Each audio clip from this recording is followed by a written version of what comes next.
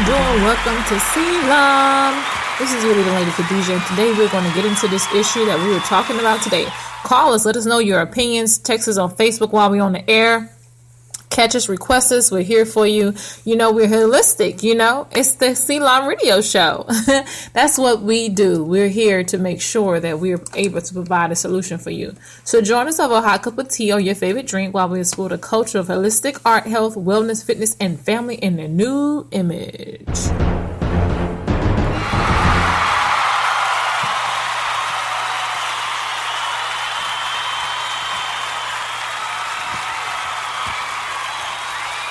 All right. Thank you. Welcome back. If you have not got a chance to check out the last episode, the accuser versus the diagnosis, please check it out. It's really, really great information, in which it leads us to today's topic. So today we're going to be talking about, you know, the influence of verbal abuse. And, you know, that's really huge for me these days or whatever. You know, we have a movement going on, and it's hashtag, you know, end Victory. So you'll be able to get that information from Facebook, our social medias, our podcast show. So you'll be able to better figure out, if you have that in your life, the steps that you can do to either stop being an abuser or to get away from an abuser. Because verbal abuse is just as serious as physical abuse. In some cases, it's a little bit more detrimental because it's mental consistently. It doesn't stop. Versus someone putting their hand on you, which continues for a matter of moments or, you know, consecutive time or days or when they may come back. Verbal abuse stays in your mind, and that means that's like getting continuously hit 24 hours a day. You know, so let's take these things serious. It's not a joke. But I'm passionate about it because, you know, I've had my experiences with it as well. You know, check out my book. You get to see more information about what's going on with that. We have an outlet here where we have more resources here in the Charleston, South Carolina area. We have resources that's outside of South Carolina. Sometimes when you just have one place in the area, sometimes that may not be the best option. And I believe in being, if you're going to protect people and be a refuge center, that is exactly what you need to do. A refuge center never needs to become an abuser. And I have also experienced some of that, and I've seen it firsthand. So it's not much that someone can say to me at this point about what I've seen in the system and what I don't really like. So we have a network here. We branch out outside of South Carolina to make sure people are provided with a safe haven. We got more things coming into work, and more people getting approved for great programs and grants and stuff like that. So we most definitely be reaching out, because sometimes I believe like it's not just good enough to have a safe haven to go to.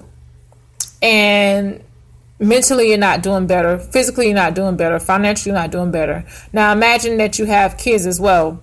And a lot of times, you know, the place is supposed to be there to help you. Let me give you an example. Something simple as picking up someone, giving them a ride. If you know they don't have the means to get to and for, and you're a refuge center and you're getting donations from the community and other places, that's what you need to do. It's nothing like an example I can tell you of a woman that had has three kids.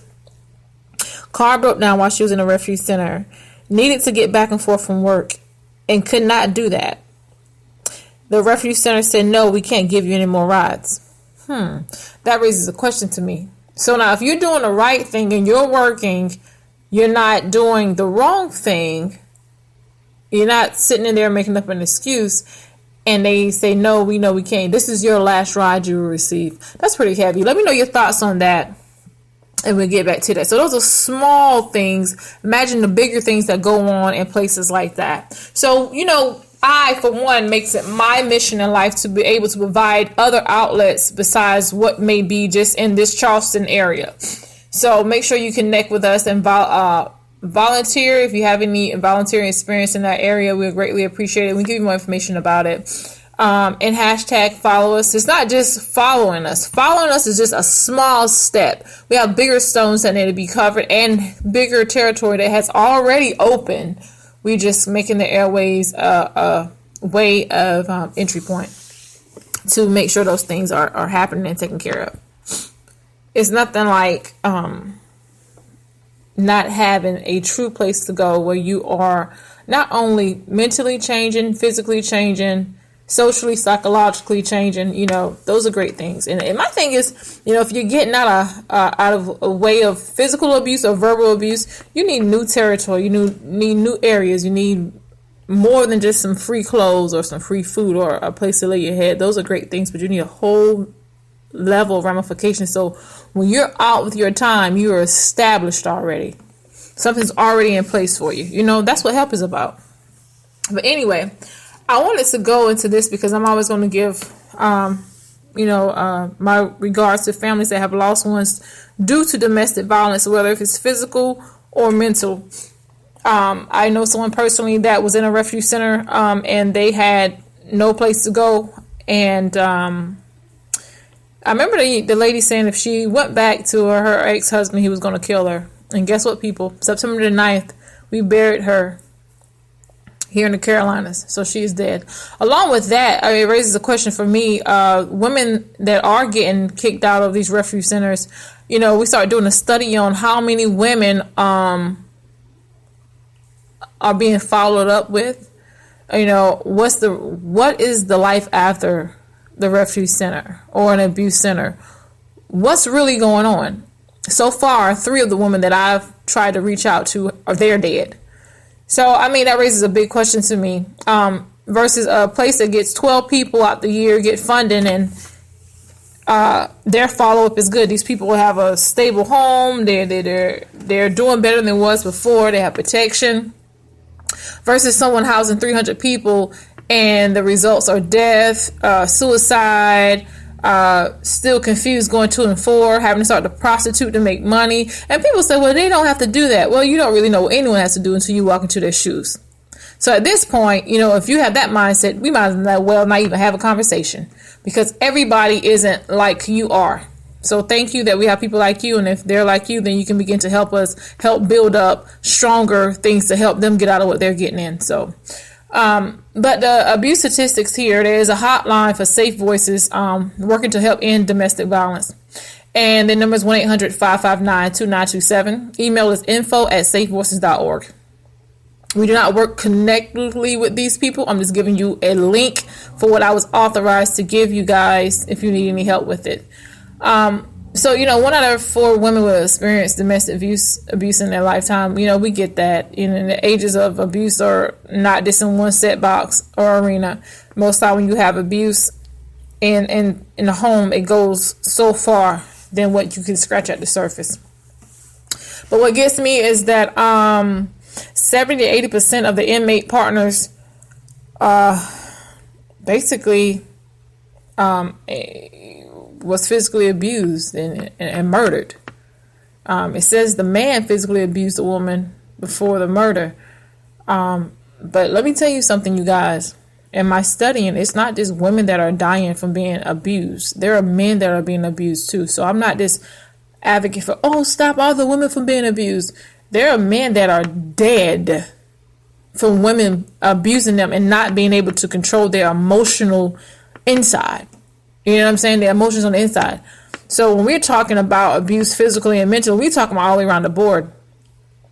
And that is an awareness that needs to be known. So there are men out there that are actually holding the family down, doing, the duties of a parent without the woman and vice versa. Most time you see the woman with the kids doing what they have to do. But no, you have men out there too. So, it's real. So when you're talking about teenagers, 62% of teenagers between 11 and 14 who have been in relationships, that's way too early to be dating anybody, say that they know people who have been verbally abused, called stupid, worthless, ugly by a boyfriend or a girlfriend. And those are serious things. That's like practicing abandonment, practicing abuse, practicing divorce, all these things. I went to high school and I know a young lady that was getting beat up by her boyfriend then. And this was back in 98, 99. So that doesn't tell you how old I am. Stop it. So, I really want us to put our thinking caps on, and I really want us to really look at this because sometimes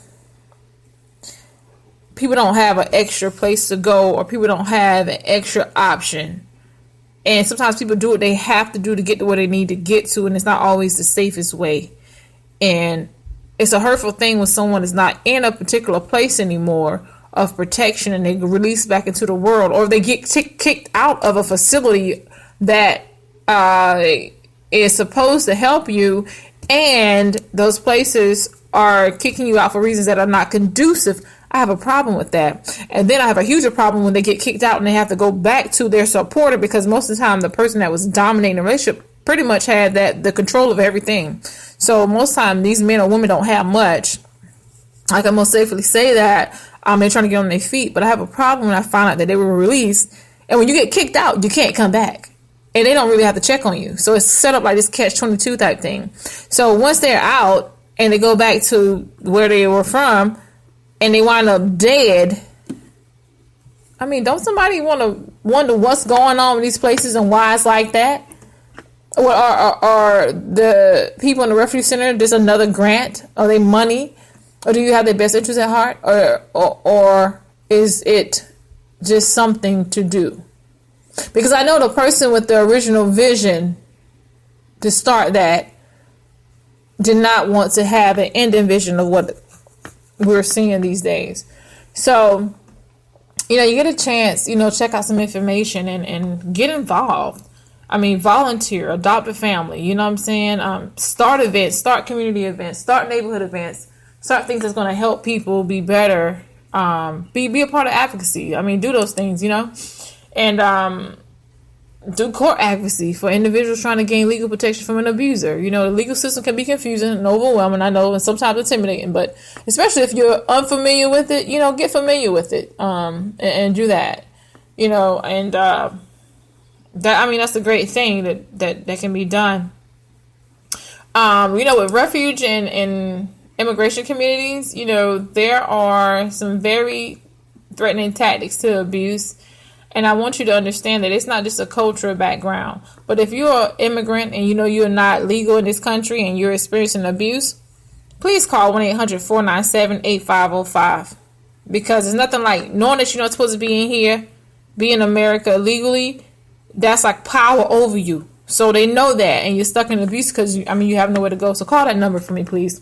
Don't ever think that you cannot call that number. I'd rather much for you to call that number than to be another number of a body that's dead. October is Domestic Violence Awareness Month. Woohoo!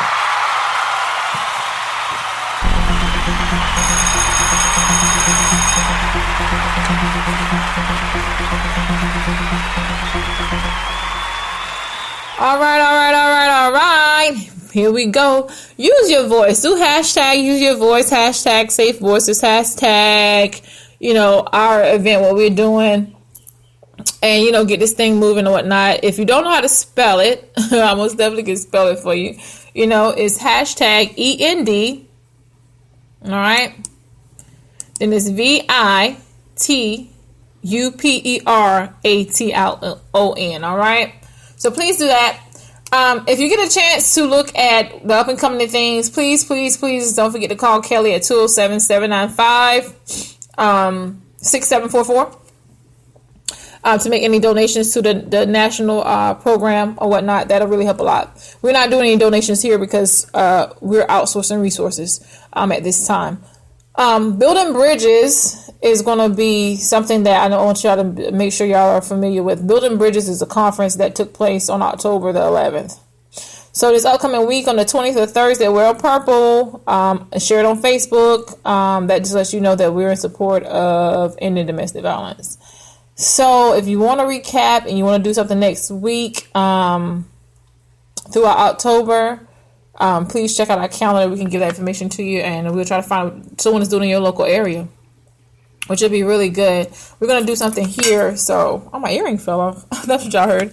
But we're going to be doing something here as well to help with that. So, anyway, some signs to look for when it comes to abuse. Something we call power and control will. And the power and control will is physical violence, sexual violence, physical violence, they're all violence, power and control. You have intimidation, you have isolation, emotional abuse, economic abuse, using children, minimizing, defying, blaming, coercing, and threats, and gender stereotypes.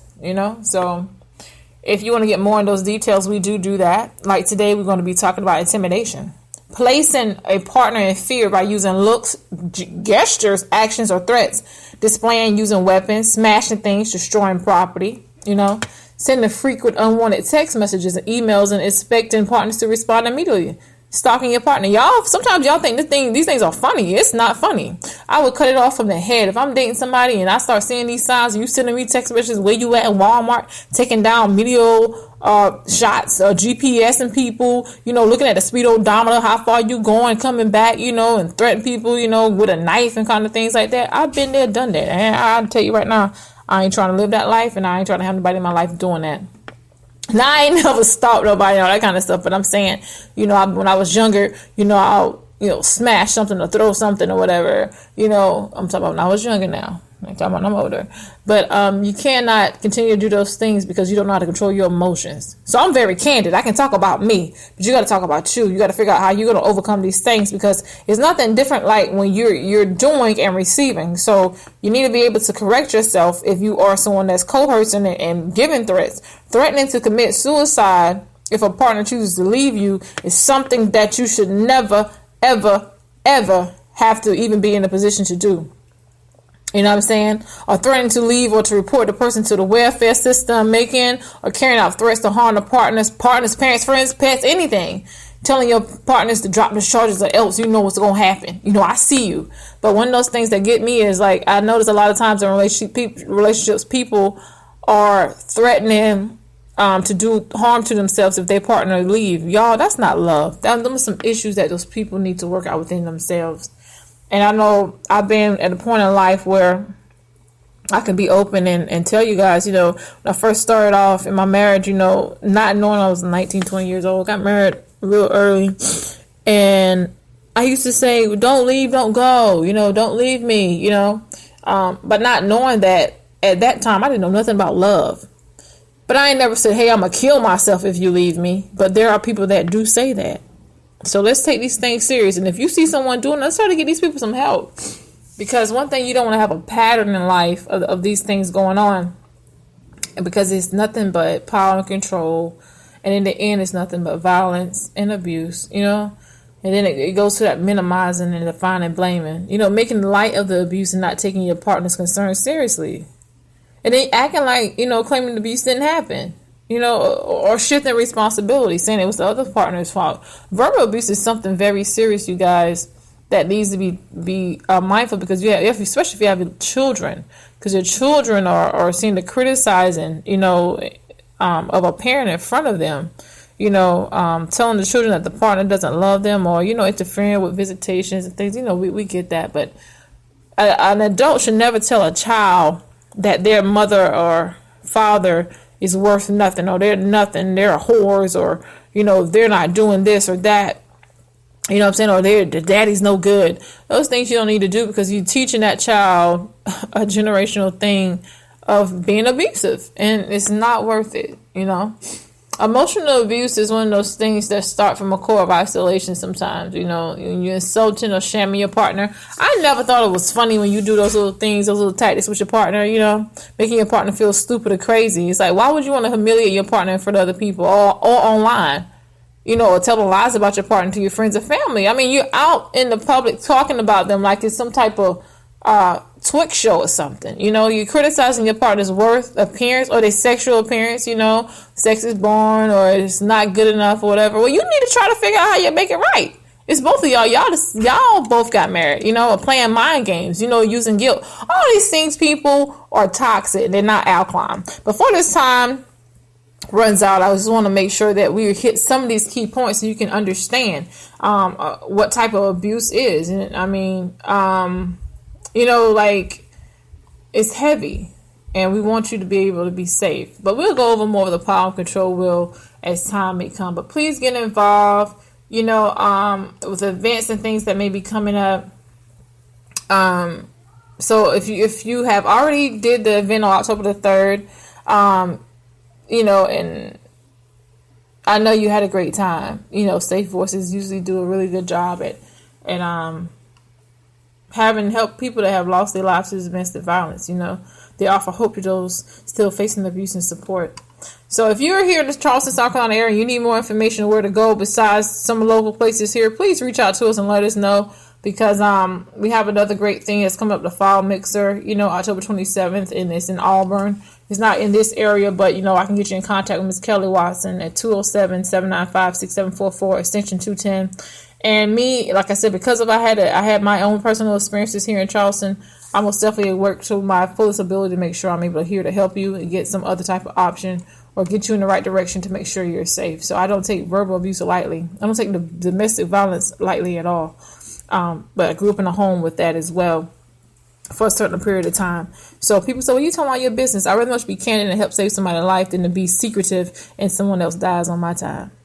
Until next time, this is your lead lady Khadijah, and this has been a moment for our movement. So please, please, please tune in to next time. And until then, be safe, y'all. Love you guys.